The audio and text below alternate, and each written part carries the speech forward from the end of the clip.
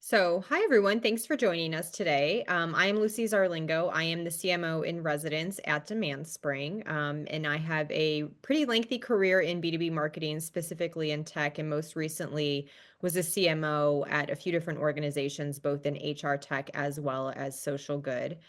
Jonathan, would you mind doing an introduction to yourself? Sure. My name is Jonathan Milne. I'm the VP of AI Services here at Demandspring, and we focus on helping B2B leaders generate more revenue. Great. So today we are going to talk about Gen AI search, Gen AI SEO. I know that there are like 27 different names for this, so maybe we should land on what we want to call it before we get into our conversation. I think Gen A is the easiest thing to say, but I actually prefer the acronym AEO, so Answer Engine AEO. Optimization, Okay. only because my brain goes to users are trying to answer things, right? Whereas Gen AI is more like the technical side that it's trying to generate things. So I Right. just like to look at it from the user perspective, right? So I tend to use AEO. Great. So we'll use AEO for today. So I know that there's a lot of conversations in the market right now, and specifically for CMOs and senior marketing leaders, really trying to understand like what do they need to go do differently and how do they need to think about their marketing strategy moving forward based on AEO. So really today just wanted to ask you a few questions and get your expertise and perspective on really how to give senior marketers guidance. Sure.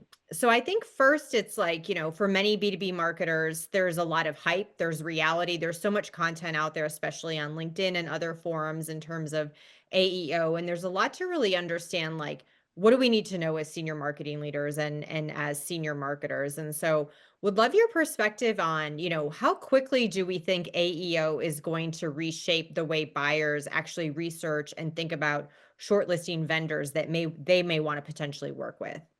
Sure. So I think the first part of that question is we know it's here. So there's no doubt if you go to Google or Bing or any other or ChatGPT, you'll notice that how you're getting answers from any type of search, whether or not it's a traditional search engine or a large language model, an LLM, um, the we know that traffic has shifted, right? So I don't think there's any doubt that that is the way it's happening. What's fascinating to me is if you look at SEO 10, 15 years ago on how quickly the models evolved, I feel like with AEO, we're in the exact same space. So one of the things I like to tell anybody who's listening to this video or this conversation on as a podcast is that whatever we talk about today could quickly shift by the end of this week or next week, right? So we're learning and we're getting data points very quickly on things that are learning today. But it's just like back in the day when you used to do like keyword stuffing and you can do all kinds of like tricks of like adding words in white text, manipulating headings, manipulating your meta descriptions. There are things that we know that are starting to work today. How long they work, I don't believe they're going to be long term. But for those who really want to be cutting edge, there are some tips and tricks to do today that will get you ahead of the curve, ahead of your competition, that may last a day, a week, a month, 6 months. I don't know. I don't think anyone knows, and anyone who pretends to know, I think we shouldn't listen to them because there is no crystal ball of understanding how this stuff is going to evolve. Okay, that's helpful. When we think about how AEO is changing the way of buying, and Yeah. decision making, really what do we need to keep in mind as marketers and as marketing leaders in terms of the change in that overall buying journey? Sure. So the first thing we should say is SEO is dead. I think actually I say that with a very cheeky smile. SEO is not dead. It's just that I think for most people who've done SEO or know about SEO, the biggest shift for them is going to be the shift of moving away from high volume keywords to bottom of the funnel to middle of the funnel content. So what I mean by that is that, the what is kind of keywords like what is SEO, what is GEO, that stuff is going to be easily answered by the large language models and it may reference other resources and you might get reference, which is great. And if you have kind of that existing SEO infrastructure today, that's fantastic. If you don't, I would not spend much time going after it. But what's going to shift is the most SEO and most people are going to start writing articles and details and content at a bottom of the funnel that makes them have to be better experts at what they're selling. And so it's going to get very uncomfortable moving from writing content that we know is very high level. And I'll kind of use the word fluffy, but it kind of guided people down your funnel to now writing queries about like how to's, how you compete against others, pros and cons of your solution versus others, all kinds of things that what's going to happen is the what's naturally going to happen is someone's going to ask something like, what is the best B2B agency? Right. So Hmm. they're going to find for help, hopefully Demandspring. Then what's going to happen is instead of them doing more data analysis around going to my website, looking at what I do, comparing us to maybe some other people, they're going to ask AI to say, okay, what is Demandspring good at? How are they different? What are their price points are going to be? How do they cost? So it's going to be very natural that users are going to ask a whole bunch of queries afterwards. So where kind of SEO ends and geo or AEO starts to pick up is that we used to think about in terms of an SEO keyword, right? We used Hmm. to go after a keyword. Now what's different is we're going to go after prompt queries, which are going to be more question based. And then what's going to also happen is the AI are going to try to cluster a whole bunch of questions because they're going to try to predict how to answer for you. Does that make sense? Or am I trying to dig and I can go No, further that on makes a lot that? of sense. I think, Yeah. that's a big shift, right, in terms of so what is the best way for marketers to understand, like, what are the prompt queries that they need to make sure that they're creating content about? Yeah, so there's definitely a lot of new tools being created. You're going to see a whole bunch of GEO or AEO tools created. All of your existing SEO tools are also going to create. But what I Mhm, want to remind everybody, and this is a very different way of thinking, is that all of these tools are simply creating a prompt, asking AI the same question you can do. So you mhm, can go in and kind of recreate these tools.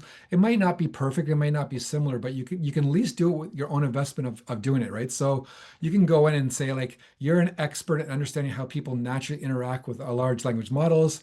Your task is to generate a list of, I don't know, realistic conversational queries that a user may use in an LM. And I want you to cluster them in mhm. based on pages that I'm trying to create. And you can go off and write that prompt. That'll get you 80 to 90% of what all these other tools are doing.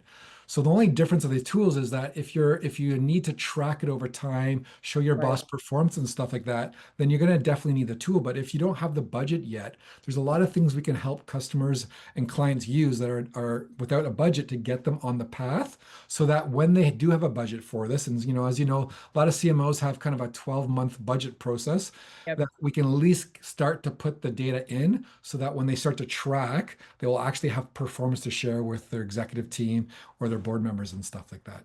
Yeah, that's a great suggestion. So rather than going and investing in a new tool, initially using the technology or the AI tools themselves in order to then generate those lists. Yeah. Um, so for then from there, like when we think about like the types of content and the format that's necessarily like what is important now when we think about influencing AEO answers? Yeah, so this is a very simple way to think about it is your most common query type data that the LMs like is the how-to, product comparison, top 10 lists, recommendations, pros and cons of me versus my competition, those types of things. The other thing that you really need to think about is how do you put that type of content off your website? So Mhm, right now we see very clearly that there are certain sites based on different industries or categorizations of keywords and questions that are ranking very high. So you'll see stuff like Medium doing very well, LinkedIn doing very well. You'll hear a lot about Reddit, right? So we mhm, know that Google, for example, I forget what they spent, $50 million or something to get access to the Reddit data that has a lot of human queries, right? And a lot of humans answering the question like, what's the best tool for X?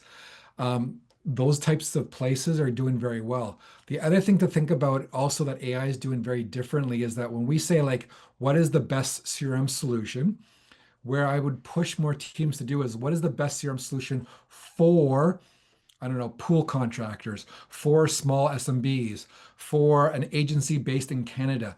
The longer tail for is going to be the intent based that I think LMs are going to add naturally into their queries. So as AI gets to know us more and more and kind of has a longer context window, they're going to add behind the scenes in their query additional things about us to help drive a better answer. So the shorter tail of like that we usually did, like just categorization, like best tools in CRM, I would really push people to try to find variations and more longer tail of mhm. different user groups, industries, and use cases I would write about that right now, and that would really help push your LM to make sure you rank for when they start to add kind of a layer of abstraction on top of our queries.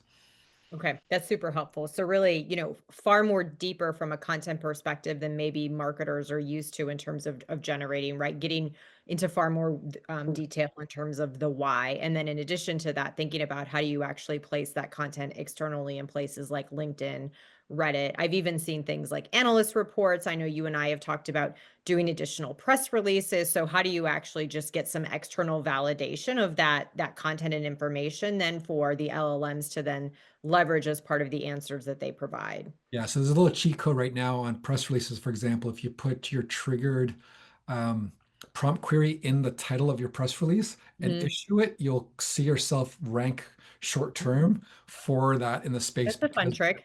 yeah, and the reason for that is that there's a couple things to remind yourself. So one is let's just kind of walk through the tech and how it works. So when you're in, let's just use ChatGPT as an example because it's very popular.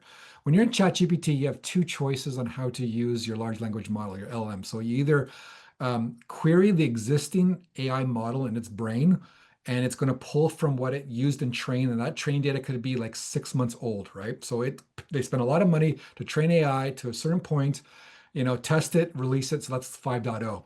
Or you can ask ChatGPT, and Google kind of uses the word of grounding the truth, or you'll see in ChatGPT it's called web search, and they have like deep search or web search. So what it's doing there is that it's going to go out and find some files for you, put it into its memory, and then answer your query, right? So those are the two areas the AI is going to do. Then they're all kind of now competing on an idea about called thinking or reasoning.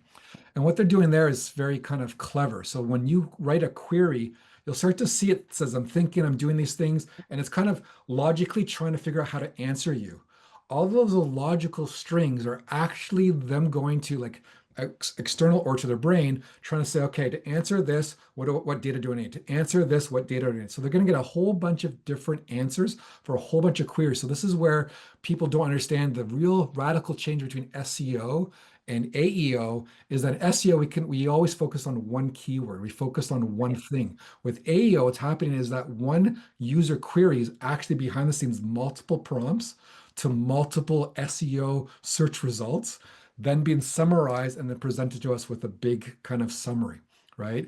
And so that's where the complexity starts to get a little bit hard for people to understand because you're no longer fighting for one keyword. You're fighting for a whole bunch of queries that are being Mhm. summarized. And so you're really going to be on a multifaceted battle to get ranked, but that's where all that content we're talking about. So that could be on your website, they found some stuff. It could be your press release. It could be all that stuff. And that on the web search side, what we're finding is that um, because they have a big brain, they're really focusing on the web search as new information because they feel Mhm. like we already have data up to 6 months already in. So we're looking for the latest. So that's where these little things like press releases hacks are trying to force the model to find the latest information because it already has a whole bunch of information. If that makes sense. Yep, that's super interesting. So then going back, if traditional SEO and kind of the metrics that are associated to that or the measurement associated with SEO doesn't apply in this new world, what are the KPIs that CMOs should be focused on and tracking in order to ensure that they have the right level of visibility around their brand and kind of topics around the space that they live in? Yeah, so I think it's not going to be a huge shift. I don't think it's going to be a massive change, but like we used to talk about like number of backlinks. Now we Mhm. now we call it number of citations. So citation is really a way to say that I'm being referred to. And what the uniqueness for large language models is in the past for backlinks, I literally need a link to my site. Whereas large language models, I'm okay to have a citation, so I'm included in that analyst report, and that analyst report does not include any links. That's okay. So citation's slightly nuanced, but it's the same kind of idea as a backlink, at least to make it simplistic for most people. I think that is the case. Then we used to talk about kind of number of keywords that we ranked for. So now you're going to see the terms like prompt queries and stuff like that. So same idea, going the same way. Where I have not seen someone do yet is grouping them and clustering them into kind of a knowledge cluster. I think that's a new thought, and I think hopefully some tools catch up to that idea. But I will see something like that. What's fairly new that I really like, and we talked about brand and the importance of brand in a past conversation, right, Lucy, is that for the very first time, we can now use AI to do stuff like how well is my brand cited? And Hmm. we can do stuff like, is my brand overall cited better or worse than my competitors? And which sites have a positive brand? So we can collect more data now around these articles, how we're written externally, how we're perceived in Reddit, for example, or Medium articles from third parties, and start to see that we can get more interesting information about us. So, when we think about review sites as a good kind of, that used to be kind of a really core space for the SEO Hmm. space. It's fascinating to me. You'll see review sites not as highly indexed in large language models, but what's fascinating to me is that those review sites, there's a lot of debate on whether or not they're good and they're paid to play and all these other things, but people do talk about you and you can kind of infer whether or not it's positive or negative, right? Yes, if Right. you get a 1 star, it's a negative review, but we can use that as a data source to do a lot more with it. So I'm kind of keen to see kind of how we evolve this with the large language models, trying to pick up a little bit more different data sources, because I do feel right now today they're definitely overcompensating on a few. So, one of the techniques that you're going to find interesting is that I think we're going to be paying a lot more over the next 6 months. Um, a strategy of how do we get ourselves more sources to be talked about or written about. So we're going to, I think, pay to play for certain Hmm. data, sorry, for certain sites that in the old SEO world kind of got removed because we knew they were pay to play. But for the large language models, they seem to be overly excited to leverage that just because I think it's easy for them to pull the data, Hmm. right? But as the large language models evolve, I think that will start to taper down. But right now, there's definitely some strategies on doing that. Interesting. So that then makes me think about from an organizational perspective and for senior marketing leaders thinking about their team and their structure. I think especially going into, for many organizations, 2026 planning has either started or is about to kick off. Like, how should senior leaders think about, specific skills or roles or partnerships that they need moving forward in order to make sure that they are successfully making this shift from like an SEO centric world to now focusing far more heavily on AEO. Yeah, so one of the things is one is your SEO team should evolve into your AEO. I don't think there's a skills gap or knowledge Mhm. gap. I don't see anyone in that career not advancing. So let's just put that in the kind of in the sand. But where that's something unique is, as you know, Lucy, one of the things we talked about is in the large language models in the future, I think there's going to be a strong shift around brand is really important, but I think your voice is of your brand are going to become people driven. Mhm. As I think as people look and push large language models and think about sources they trust, I think, or this is kind of my hypothesis, is that we're going to look for more people's opinions more than me writing an opinion piece for the brand, right? Mm. Published on the website. So one of the changes I think is that large enterprises are going to struggle with how do I allow and encourage my team members to start speaking more about us and become thought leaders, because there's only so many, listicles I want to read from these people outside that I know are playing the game from an SEO perspective Right. versus an AEO is going to be looking for, and that's why Reddit's so interesting, is that they're looking for real people to talk about real things that pull in a new knowledge curve that is not an SEO generated place. And so, of course, AI can help write this content, so there's a little bit of a Mhm. balance there. But I definitely think that's kind of where we can talk about new skills. It's not even skills. I think it's going to be more of an acceptance and rules that say, hey, Lucy, start talking about Demandspring on your social media. We encourage it. We don't control it, but we would love for you to speak it, and we'll give you time in your day at work to do it, which is a very Right. novel concept, I think, for a lot of large organizations, because a lot of them are Right. tracking what you say in the first reactions, like you can't say that, right? And Right. so that's going to be a shift, I think, of control. That's super interesting. I definitely think that there's like enablement and training associated with that. There's Of thinking more course, deeply yeah. about what is the content that you want those folks to share. And even so, I've worked with many senior executives from a communications perspective, and some of them don't want the attention. They don't want to be front and center on social media. That's not something that they're comfortable with, or they don't feel that they have the time for. So it's also carving out, the time for those that you think, can best represent your brand as well, and you think are going to be, super critical to your or credible to your audience of like getting them, on the bus to be a part of that overall process too. But the way to think about that, and the reason I kind of put that out there is if you look at the trend of like mainstream media and how Hmm. little they're getting consumed versus people who leave mainstream media as a person and start their own channel, usually around their name Right. or some variation, and it's just them. And Right. how many more eyeballs they get versus the whole platform of mainstream media is kind of where my brain is going for this whole AI and kind of where we're going with Right. AEO is that it's more authentic. There's less Right. control and stuff like that. So people are willing to listen, and that content will get indexed, I think, more and more followed and more tagged and have those citations. They get remixed in social media as clips. Yep. And I think you'll start to see that that's kind of where we're going right now. And I call it the skinny tie, fat tie. Every generation or every kind of, I don't know, make up a period of time, you'll see a shift between one or model, right? So like we went all cloud, we went all mobile, and then you'll sort of be able to go back to local devices. I think you'll see AI models being run locally on your device more as the technology gets smaller and smaller, and the language models and stuff like that. There's just these trends like I just kind of find it like skinny type, fat tie, I or love big that. jeans or skinny jeans, right? Like Right. it's just there's nothing new, but there is something that's going to come back that is going to be the trend. Yep. No, I love that analogy. So when I think of as a CMO then or as a senior marketing leader, I think, about how to prepare my team and how to like think about my budget moving forward. I think Mm, it's certainly a skills component, right? Making sure that we can train and enable what was maybe an SEO team and transition them to now having the right AEO skill set. yeah. I think as well, thinking about training and enablement of the broader organization around content creation and distribution. And certainly, to your point, there are tools out there that are available, but also like there's a lot of groundwork that can be covered without having to request a new tool or get budget for a new tool, et cetera. So it seems like there's a lot of things that can be done now, including as well setting up tracking and measurement of some of the things that you've outlined and really just starting to look at the performance. I think even so, my last organization, we started to look at the number of leads and MQLs that would come in through Mm, any of, the LLM platforms versus just a lead form on the website or whatever it may be, yeah. this is SEO as an example. And that was kind of a small percentage, but slowly ticking up over Yeah. time. So those are some of the things that are top of mind for me. But I'd love, a tip or two from you in terms of like, if you're a B2B CMO or senior marketing leader, like what is one thing that a team could be doing right now in order to make sure Mm. that they are visible from an AEO perspective?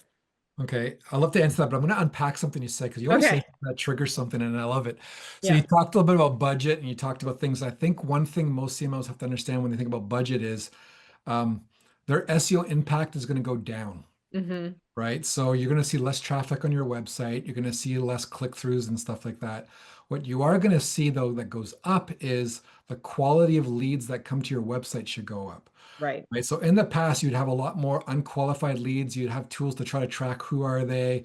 You'd have all kinds of offers on your website to try to, grab those leads that are unqualified and, give them a white paper and all that stuff. Right. In the AI world, you're going to want to give that content away for free because you're going to want to be found and indexed, and you want to give that way because the AI is going to help that user do a lot more of trying to figure out what solution to choose or how they're going to make a decision to purchase something, right? So I think we have to understand that the impact is and the volume numbers that we're used to as a CMO, we better start explaining to all our board members and all our executives they're going to go down, but revenue should go up if we're doing the right things. Right. Yep. So That's great our advice. early indexes and our early kind of funnel reports are going to shift very, very differently. So the hardest thing now is how do you convince people to invest more when you see less is going to be this weird gap we're seeing. And Right. there's going to be some really interesting changes. Like Google right now is changing, I think, how they're showcasing impressions. And you'll notice that some people's reports impressions are going up because they're being seen more as a reference in a Hmm. query, but really they're just a little tag or a very little something that no user is really paying attention to. Right. They're not clicking on them anymore because they're asking their next question already, right? So there's going to be some interesting data fluxes that we're going to have to get used to. But on the budget wise, that's where we're going. To answer your question on the classic, what's one thing someone should do, to do it? I would really struggle. I would not struggle. I would really push because we're going to be focused on bottom of the funnel content. I would really push executives to get their product marketing teams or the product managers to work more closely with the SEO team. It's the first time that the content they're creating, a lot of the how-to guides, the training guides, and all that stuff, it may already exist inside of a knowledge center or a help Mhm. center. And hopefully that stuff is published publicly because that means it's probably being picked up by the AEOs. But if not, how do you bring that content to life? How do you repackage it? How do you reposition it for the AE world? Because often it's just question and answer and it's not Right. long enough to really help. But the core data is there. How to repackage it is going to be very useful. And then I'll give you one little trick on the repackaging because I'm working on it right now for Demandspring. Is that we used to for SEO used to try to do like 1,500 words to 2,200 words. It used to be longer form pages ranked better, and you had a lot more content. For AEO right now, you're actually going shorter pages. So you're in the kind of the 500 to 800 words. And the reason for that is you're trying to maximize how much content can fit in the context window of kind of the bot crawlers right now for these large language models. And if they're too long, it costs them too much. So a shorter amount of content that's a little bit more to the point versus verbose that we used to do in SEO is kind of we're going back to less verbose is a Mhm. winner right now. So you again, you may end up having kind of two pages on your website. SEO still today, great. If users find it, they want to go dig through it. You push it out in your newsletters, great. And then you kind of do a shorter version that you're trying to push into the chat bots, right? So it is going to be a little bit of cannibalization between the two of them. But right now that's kind of the world we exist in. So it's just a way of thinking about that. But that's kind of my one tip. Yeah, that's great advice. So thank you. And thanks for all of the insights around AEO. This is definitely a topic that I think is so top of mind right now for CMOs and something that, a lot of folks are really just trying to better understand. So thank you. Appreciate your insights. Awesome. It was fun. Thanks a Yep. lot. Thanks. Bye.